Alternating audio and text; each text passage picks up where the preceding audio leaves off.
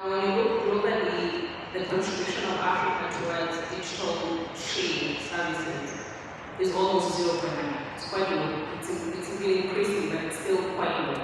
And that goes back to when you ask the trade vendors why this is not increasing, it goes back to the in Africa, we are seeing it being more government-led model of e-commerce platforms, and that is because there's a public good need.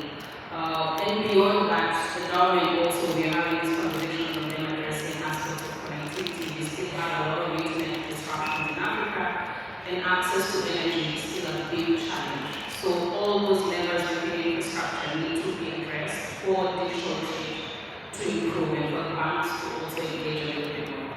And lastly, my most interesting topic, and it ties into the last panel, is how do we mobilize private capital?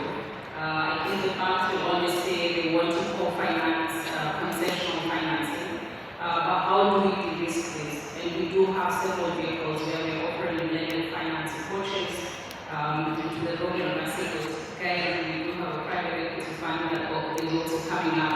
But how do we also set up those kind of blended finance vehicles to support trade finance? And I do have actually a project in Kenya working with the National Treasury MSME financing where we're looking at exactly this. So partnering with commercial banks, we're giving lines of credit up to $55 million to again de-risk the commercial banks into moving towards this segment of digital finance. So the valuation is there, and I do see a strong role for the public sector to de-risk the private sector. Thank you.